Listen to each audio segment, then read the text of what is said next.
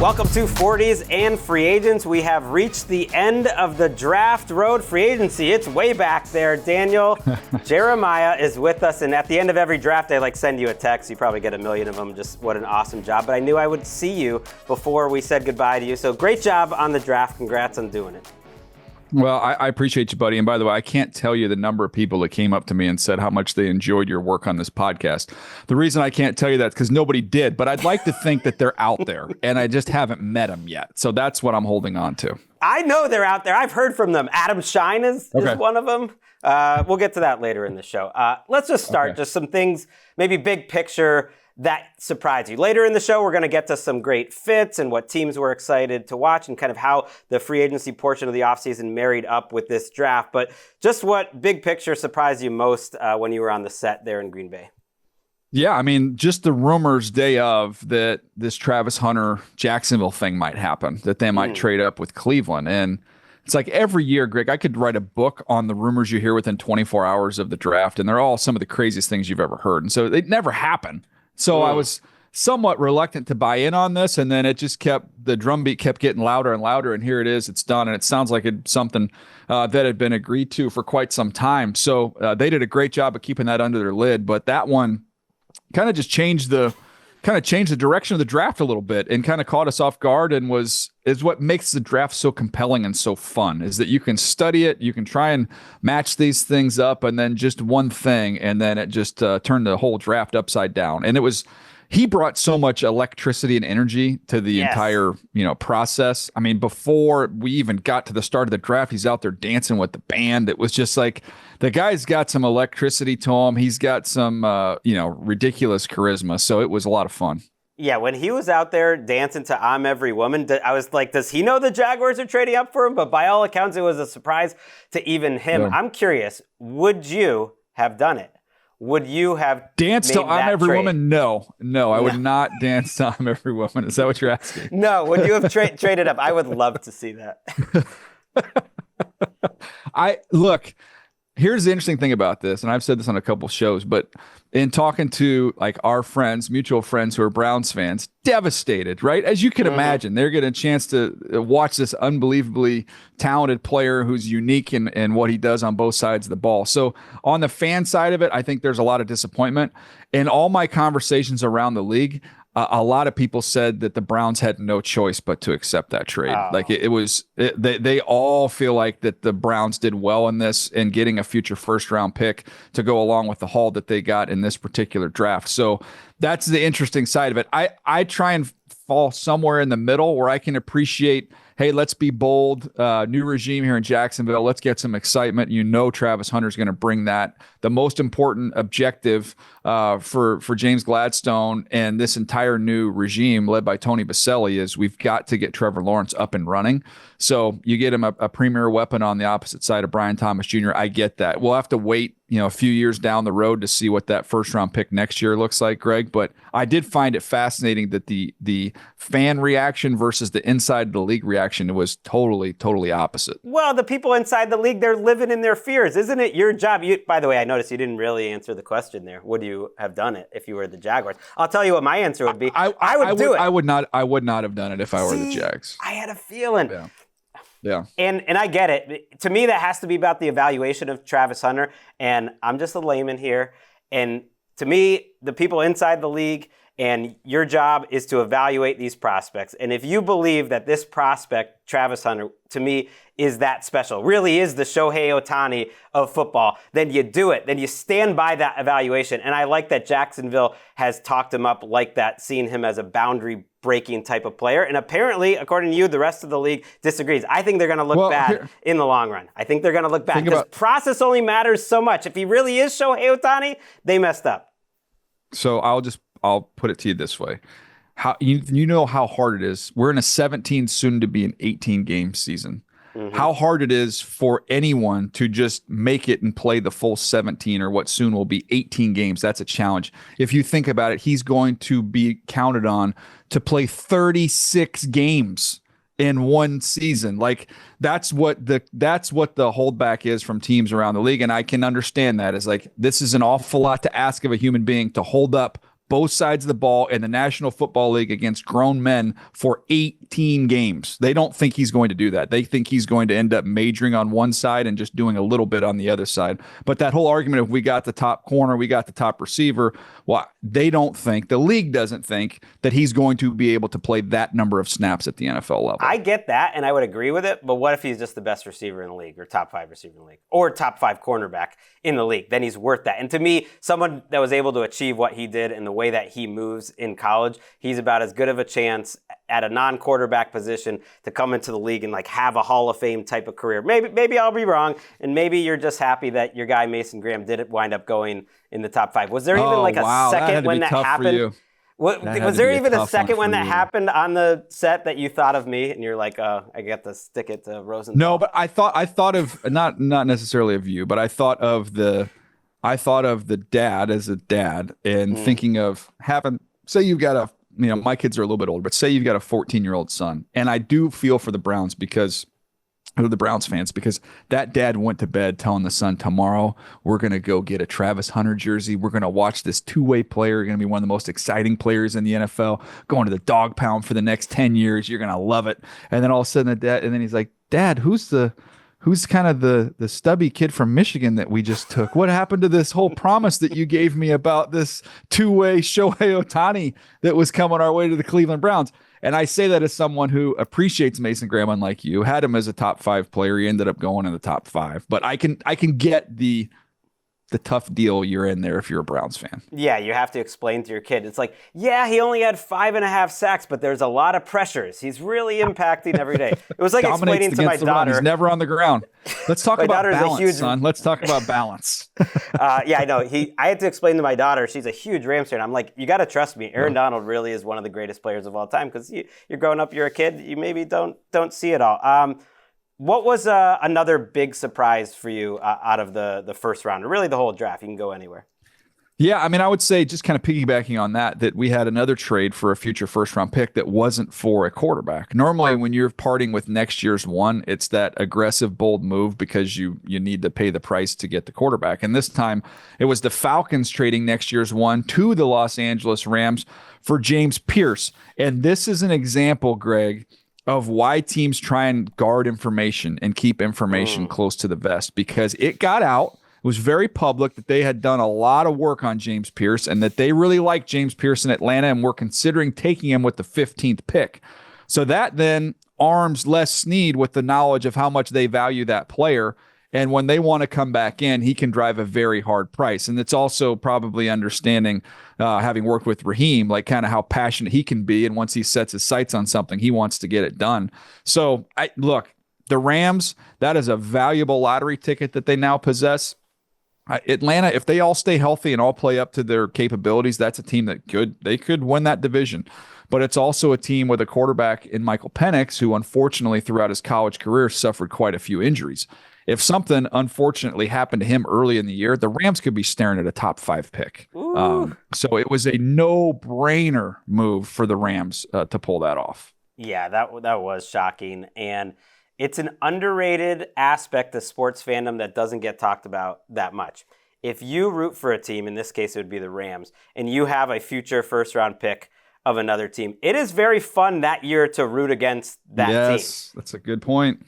I remember Celtics, rooting against the Nets back in the day. Eventually, it got them Jason Tatum and Jalen Brown. Like, it's a sneaky fun thing. So, like, it gives you an extra fans, team. You get 2 teams. It's your team and whoever's playing the Falcons next year. You're locked in. It's a lot of fun, and I think that was a trade that Terry Fontenot makes in part because he's been there for a while. This is a go time type of year. They really focused on the defense all offseason. Really didn't touch the offense at all, and they need to win now, and they have a pretty good roster chance to do it. Most likely that pick is in the middle of the first round. All right, let's go to some of the favorite picks and fits. We can go back and forth, but since you know more than I do, why don't you get us going? Well, not that much more. I'll go Warren and the Colts. Tyler Warren, to me, one of my favorite players in the draft coming out of Penn State, and it was classic case of value because I thought he was higher rated than where he went. It was a fit. I can see him fitting in with Shane Steichen, knows how to use a player like this. And then you look at, the opportunity of where he was in the draft. Like, it all just came together perfectly for them, for him to fall in their lap. It was one of those ones, as soon as they went on the clock, you're like, I will be shocked if this isn't Tyler Warren. And he's going to be a fun player to watch. And just the fact that he wore 44 going to the place where that Dallas Clark wearing 44 is kind of fun as well. I love that. He was someone I wanted to see where he landed before I thought about like what he's going to be at the next level, and thinking him with Shane Steichen in that offense. It's really exciting. I don't know what this Colts team is, but I do want to watch it. Think about the group that they have now put together in terms of what they do after the catch. Like, Tyler Warren is an absolute menace with the ball in his hands. Josh Downs, to me, is one of the most underrated receivers in the league. If you watched him last year, he took a big leap, and he's a great young player. Michael Pittman is obviously terrific. Alec Pierce, per catch, was one of the best deep receivers in the entire NFL last year. You still have A.D. Mitchell. You have the home run ability of Jonathan Taylor. And then you got all these quarterbacks, Anthony Richardson, in theory, Daniel Jones, maybe even Riley Leonard, who can run the ball, who can do a few different things. I don't know what this team is going to be. They need to get it going now. Chris Ballard has been there for, I believe, 9 years, and they got to have a winning team. But I just think they're going to be box office, which you don't really say a lot. I think it was a sneaky good weekend if you think about a big picture, DJ, of the entire AFC South. Like, you added Travis Hunter, you added Cam Ward, the Texans added some firepower, like a division that doesn't get a lot of pop. All right, I'm going to move on, and speaking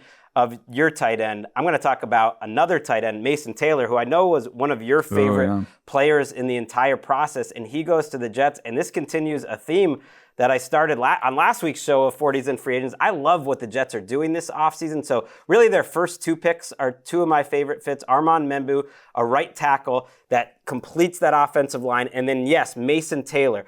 Later on in the show, we're gonna do a segment, DJ, rookies that they're going to have a big role early. Mason Taylor would fit in that segment too. Because if you look at that roster, he could be the number 2 receiver on that team. He's going to have a role right away. He'll have the opportunity to start right away. Very reliable. And then you add Membu on the offensive line. He's really completing an offensive line that I think Joe Douglas finally got right at the end of his tenure as the GM. And now the next regime comes in and kind of completes it. I really love what the Jets have done all offseason. Yeah, a couple things on that. One is you knew they wanted a tight end and they wanted a tackle. And so when you looked at it, and I think we might even discuss this on the show, it just makes more sense, order of operation. When you look at this draft class, it's a lot deeper tight end class than it is a tackle class. So get the tackle first. Even if you would have had, Tyler Warren or Loveland graded a little bit above Membu, I thought it made sense to get the tackle on board and then know there's going to be a tight end waiting for you. And they ended up kind of pulling that thing off. And this will give you a little bit of a peek behind the curtain. So you're trying to figure this out before the draft of, who's going where. And I'm calling people all around these, colleges as well as teams. You still talk to some agents trying to get all this information together.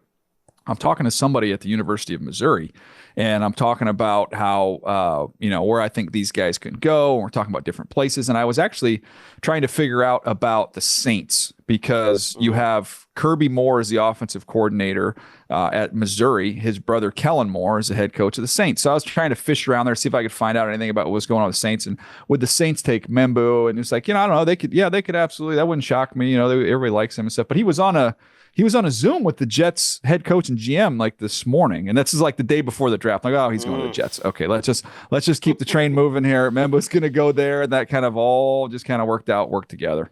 See, this is why you have such a good mock draft. It's unfair. It's not. The hit rate is not high this year, but it's little. You get little nuggets around the way, and you kind of helps with some of that stuff. I'm annoyed at what a smart looking organization the Jets look to be this offseason. We'll see. Give me another. By the way, real quick, pick. before you leave the Jets, don't you think also just trying to Aaron Glenn that his time in Detroit informed what they did? Big, heavy right tackle is a little bit better in the run game than the pass game coming into the league. Penei Sewell, athletic tight end, kind of rangy, can stretch the seam. Sam Laporta, like it is. I went through a bunch of these picks and was trying to figure out what informed those decisions. And I'm telling you, where you come from does inform a lot of what you try and do. And what also informs me thinking about the Jets in general is Aaron Glenn's got a lot of juice. I'm not saying that Darren Muji, their new GM, is an important part of the new administration, but I think you can look at different teams and think about, is it top down? Is it coach led? this is an Aaron Glenn organization. I think you look at the offense with Tanner Engstrom. I think all around, he's a veteran of coaching that is ready for this opportunity, and I'm with you. I think he's knocking it out of the park and trying to be like the Lions. All right, let's go to another favorite pick for you. Yeah. I'm going to go Jalon Walker going to the Falcons. We talked a little bit about my surprise that they made that bold move for Pierce to trade next year's one. This one was a no-brainer. This was 14-15 back-to-back. It was Tyler Warren going to the Colts. It was Jalon Walker going to the Falcons. Again, their biggest need, tremendous value with him being there. And I think there's not only the ability to rush the passer, he plays off the ball, he can do a lot of different things with him creatively. Greg, to me, it's the fact that this guy's won a ton at Georgia, and the guy's played on great defenses, and he's a leader. Like, they need some guys to kind of pull this group up. I don't think it's a mystery how Philadelphia got their defense up and running. And everybody talks about, oh, they just keep going and getting all these Georgia guys. Well, that's a hyper-competitive environment where they've done nothing but win and play great on that side of the ball. So I like that, and obviously you save on the airfare. Just get in the tank of gas. Come on over. I love that, and I love that they finally, they get some juice. We'll see. James Pierce seems like a boomer bust type of player. Would you rather, if you just need a pass rusher, would you rather have Michael Williams at 11 to the 49ers? And I know they were maybe looking for a different type of player, maybe more of a run stopper. Or would you rather have Jalon Walker between those two? I take Walker. I mean, I kind of went back, but focusing on those guys. I think Walker's just more dynamic. I think he's going to make more plays. That's another whole conversation, different topic on the Niners, who was fascinating to me that they kind of philosophically shifted a little bit with all the guys they got. They focused on guys who can stop the run, which maybe speaks to their belief that, hey, the Rams, the Rams are a smash mouth team. And if we have to get through the Eagles in the playoffs, they're a smash mouth team. They put a heavy emphasis on guys who can set the edge and a real firm point of attack players versus maybe some more, more talented pass rushers. Yeah, they weren't the only ones. Like, nose tackles are back. Like, Kenneth Grant is a defensive tackle. The Lions did it. A lot of teams. Omar Norman Lott going to the Chiefs. A lot of run stoppers getting taken high. I'll go with the pick right after Jalon Walker and just go with Walter Nolen to the Cardinals. It completes an awesome offseason, I think, for making this defense go from really exciting to watch schematically to just talented. Walter Nolen, I said it on this show, if you just watch his top 20 plays, I think he'd be the top defensive player in this class, maybe other than Travis Hunter. So the potential is there, and you just hope he lands in the right situation that can use his flexibility. That's Arizona. And then next to some good veterans who can show him the way. That's Calais Campbell. That's Dalvin Tomlinson. So those are two new additions. Here's some more guys that are back, DJ, for this Cardinals team, wrapping up the whole offseason. Darius Robinson, their first-round pick, basically missed most of last year. He'll be back. B.J. Ojulari, a pick from 2 years ago who looked great as a rookie and missed all of last year. He'll be back. And then you sign Josh Sweat. You draft Will Johnson. Baron Browning was a guy you added midseason and you kept. So I just look at Nolen as part of an entire influx of talent, and I think he's in a good situation to succeed. And for those that are listening and not watching this show right now, we've got to get a bigger hat for Walter Nolen. That's the first takeaway.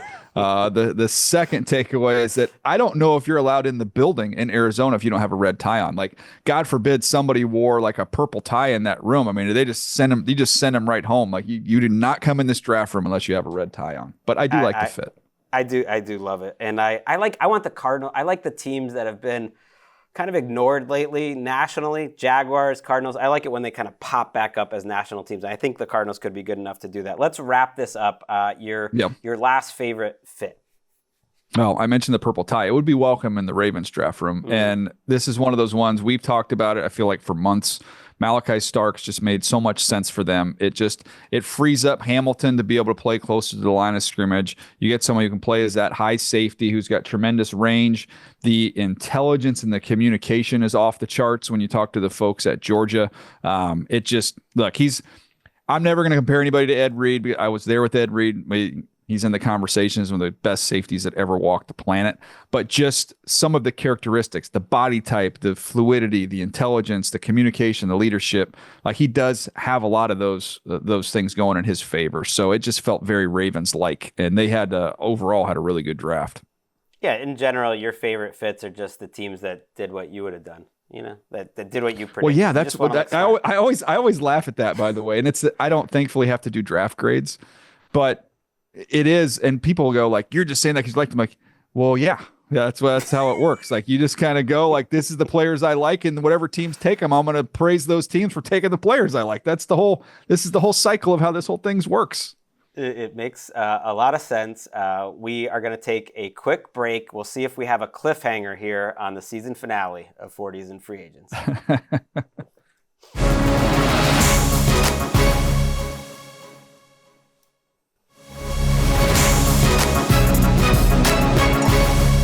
Get ready for the 2025 NFL season like never before with the highly anticipated NFL schedule release. Every game revealed, every rivalry, every rematch, and every rookie debut. May 14th, mark your calendar and get all the details at NFL.com/schedule release.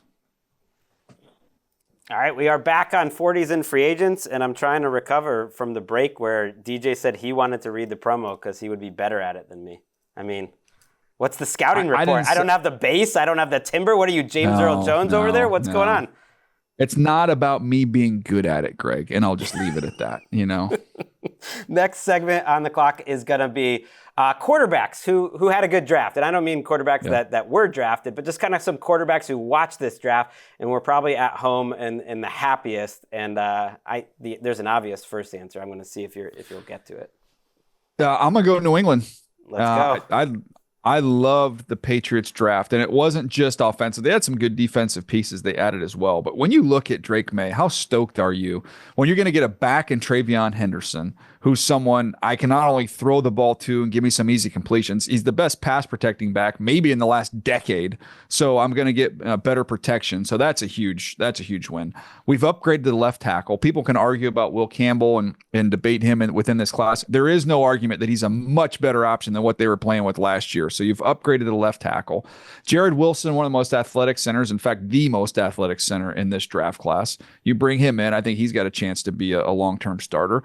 And then Kyle Williams, someone that I think we both had an affinity for. Greg, I know you brought him up in the past. I love his ability to win. He can win at the line of scrimmage. He can separate at the top of routes. I think he was 57-ish, 53-ish, somewhere around that on my list. So they got tremendous value there as well. So for my money, Drake May was the big winner of the week. I mean, I don't have to make a big board, but he would be in my top 25. I didn't see what was wrong with him. You know who he reminded me a little? I saw this comp and then it stuck. Greg Jennings. I think he could have a Greg Jennings. Ooh, nice. Kind of runs up on his toes like Greg Jennings. Yeah, and can do a little bit of everything, sneak up on you. I love me some Kyle Williams. And look, Drake May was my favorite player in last year's class. The Patriots, maybe they're watching 40s and Free Agents and just trying to make me happy. I'm going to go with J.J. McCarthy. This was for a few reasons. They focused so steadfastly all offseason on their offensive line. They get the center and the guard from the Colts, of course. And then in the draft, you get Landon Jackson, who to me was maybe the best last, or Donovan Jackson, all season long. I keep getting the wrong Jackson. Yeah. Donovan Jackson, probably the best last starting offensive lineman that you felt good about. And it was perfect. He fell to them at 24. And they really attacked that position. They've improved. You add a wide receiver in the second round, a little bit of or third round rather, after catchability. But I also thought the trade for Sam Howell, DJ, and let me know what you think about this, was perfect for J.J. McCarthy. It's like, okay, here's a guy who's not really going to challenge you at all. We fully believe in you. Cut to this week. He's already out there throwing passes to Jordan Addison. J.J. McCarthy is healthy, and I just feel like they've spent this offseason quietly supporting all the pieces around him.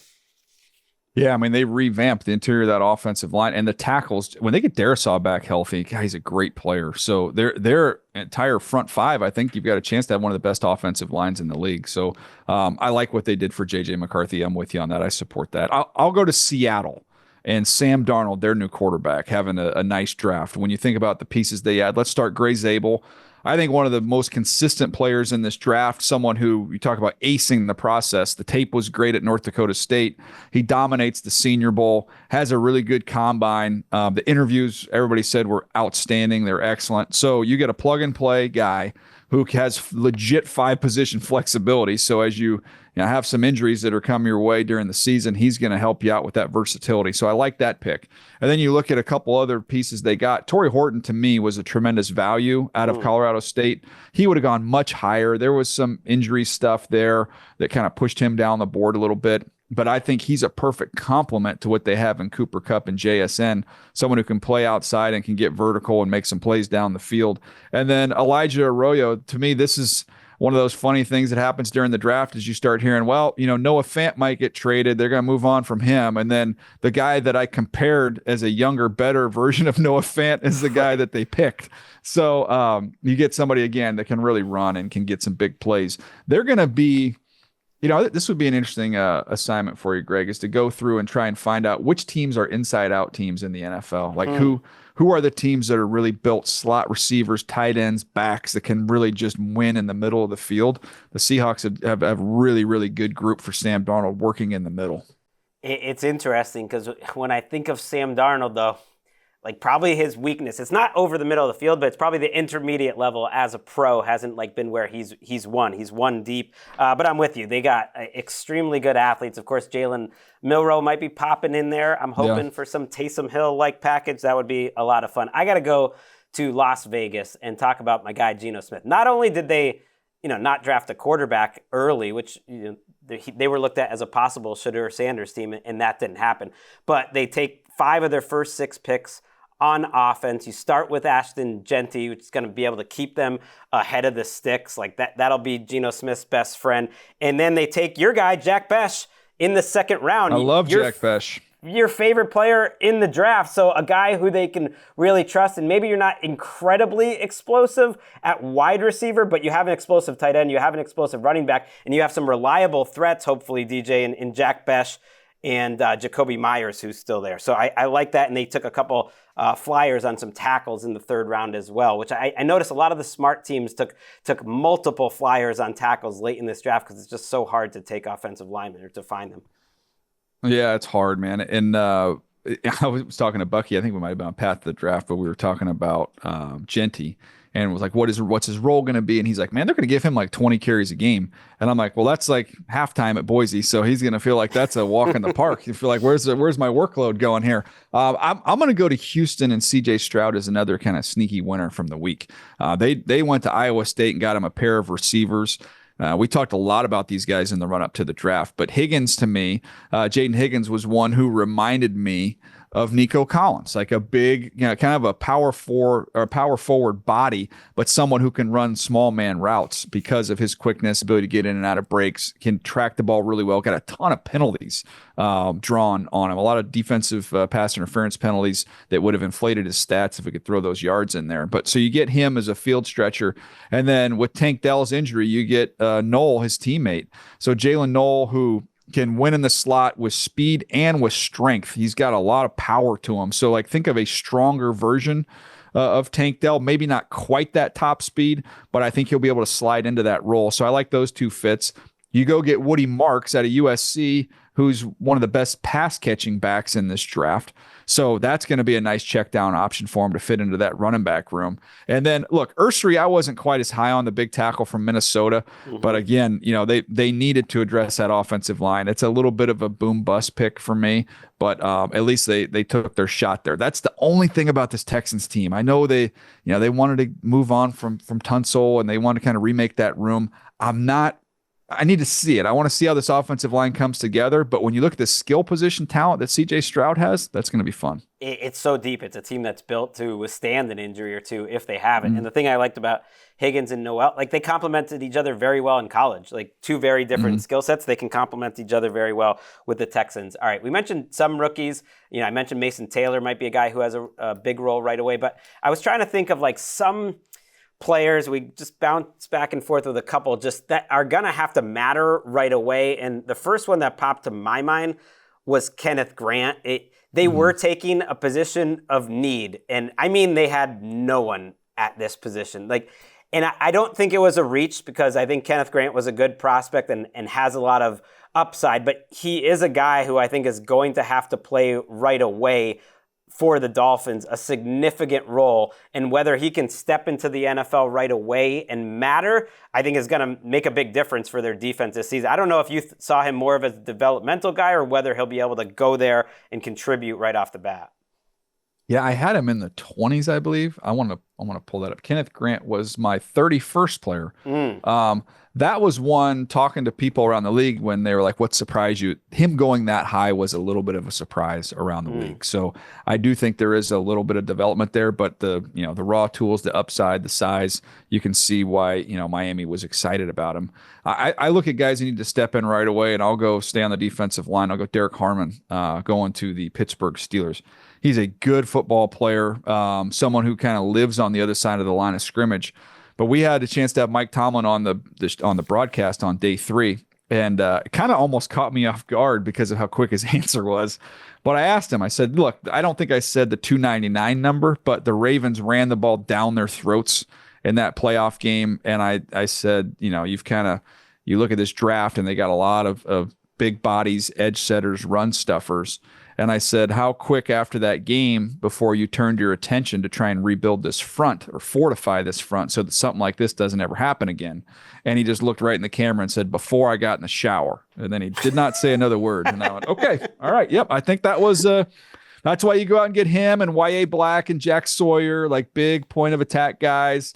It was, that was kind of funny. But when you look at Pittsburgh now, look at their front seven and the depth that they have, not just the starters. Like their backup outside linebackers are going to be Jack Sawyer and Herbig on the other side. Those are good players, but you've got Highsmith and then you've got TJ Watt. Like they've got 4 guys there. They've got depth at linebacker.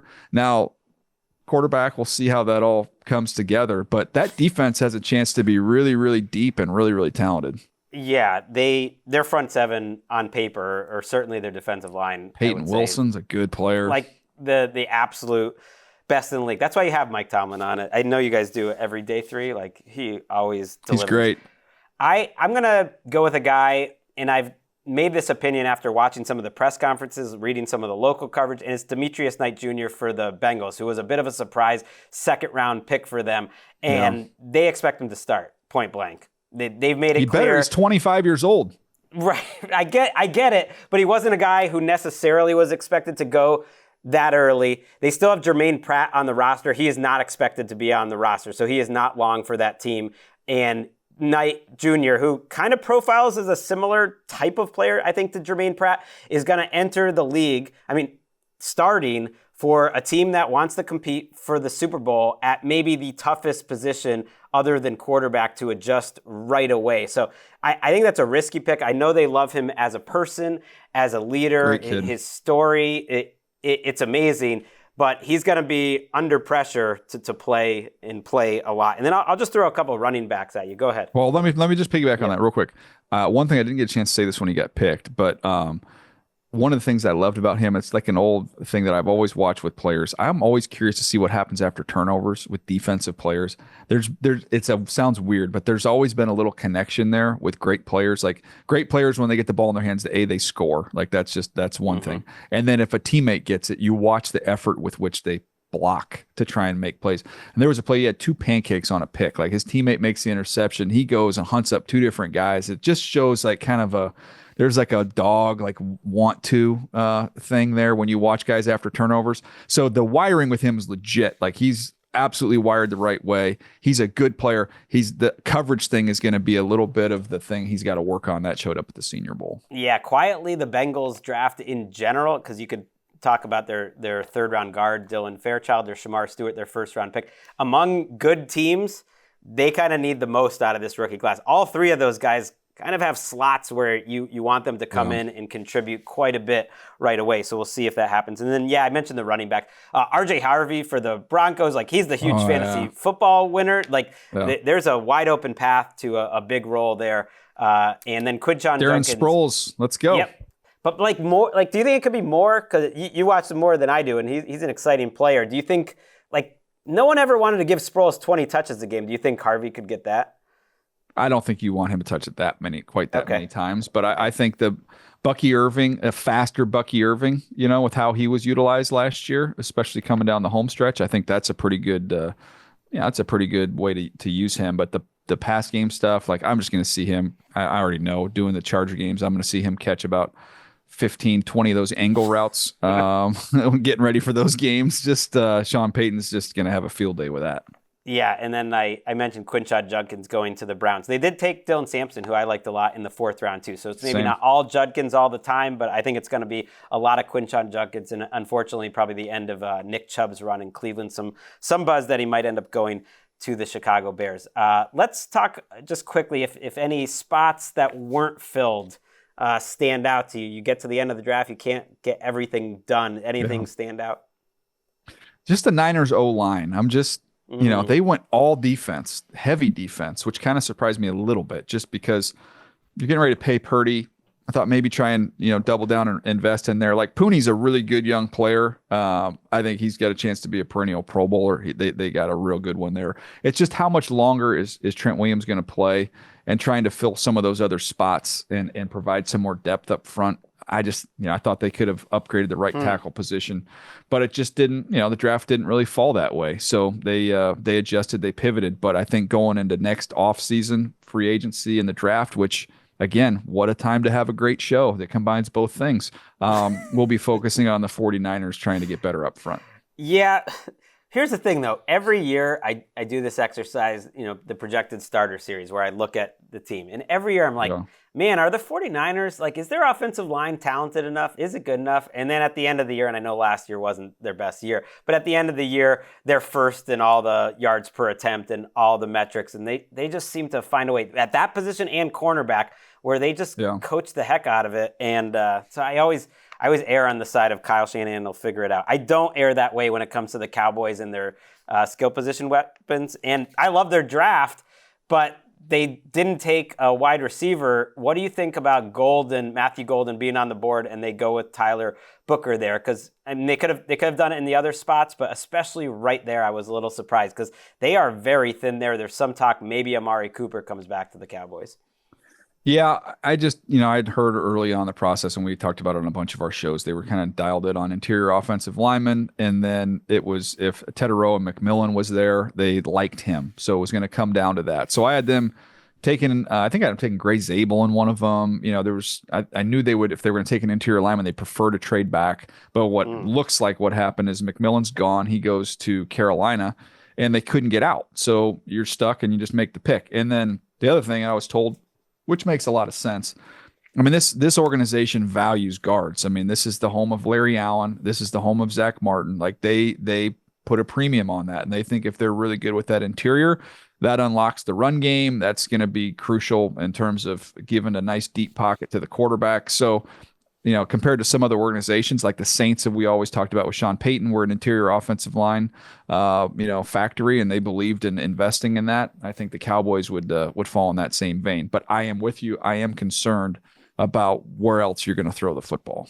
Yeah, Dak Prescott has not been on that list of quarterbacks that are getting a lot of help in the offseason, and he's coming off another major injury. That worries me.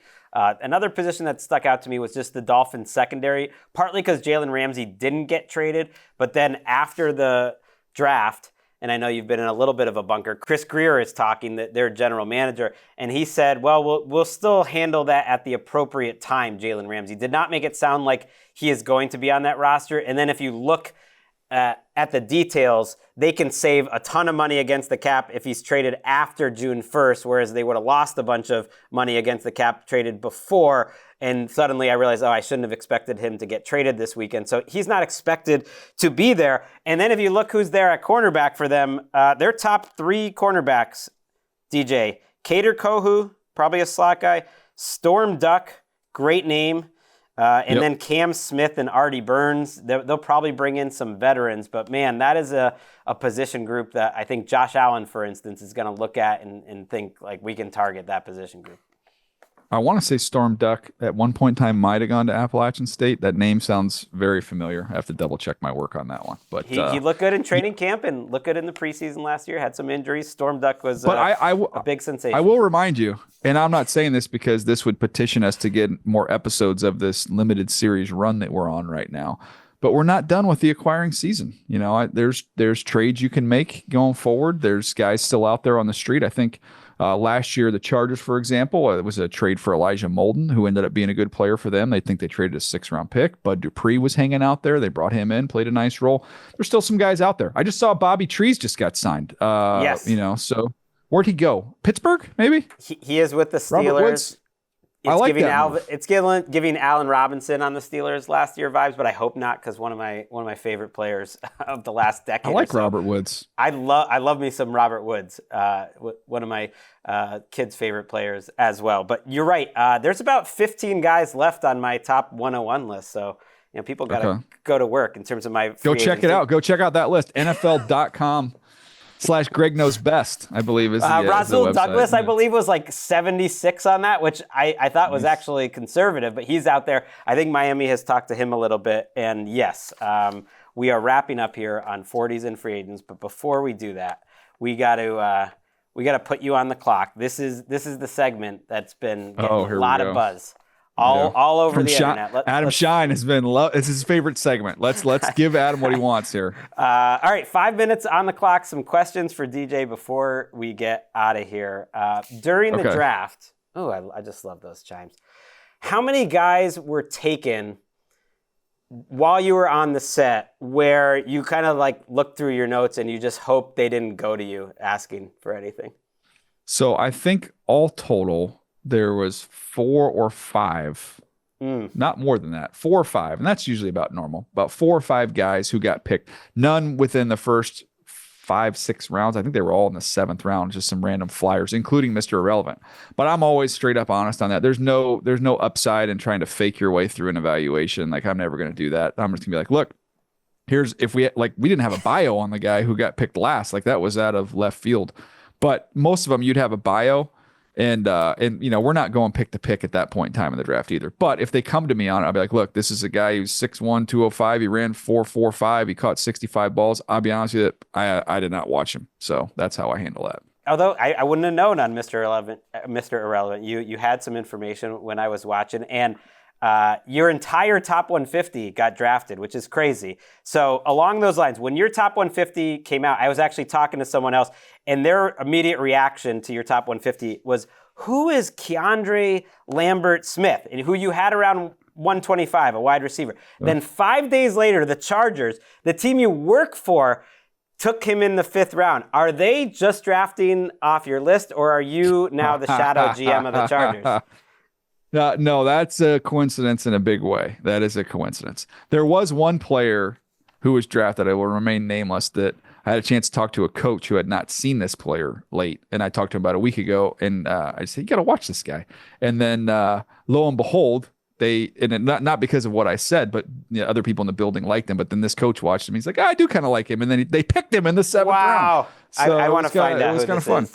After the show, I'm going to find out. Speaking of the Chargers, Omarion Hampton over Matthew Golden, and over trading down. It was reported they had an offer from the Eagles to trade down. I'm just curious what your thoughts were on that. I would have liked to trade. I mean, look, I love Hampton. And the funny thing is, Hampton was my 13th player. Golden was my 14th player.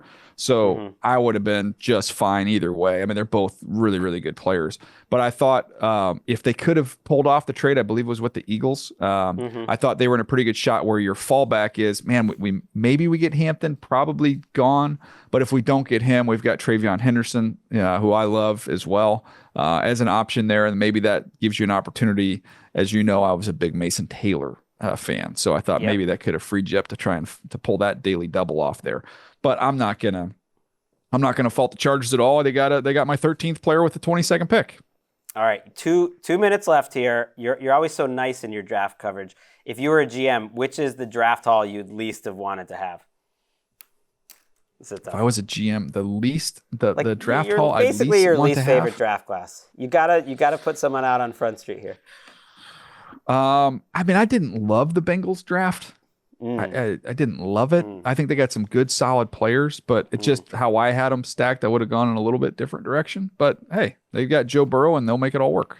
Did you have a favorite one out there? And by the way, now Duke Tobin's not going to return your calls for the next year. Duke does a great job. I love Duke. Do you have a favorite draft haul? Favorite draft haul? Yeah, it was New England. New England was my favorite draft haul. I love what the Patriots did. Yeah, I was fired up for them. Are you aware that last week an article was written about this show that called us, quote, the NFL Draft Tag Team Champions? And in the article, this is a quote, DJ. It's said that I, Greg Rosenthal, have a draft intellect that is through the roof.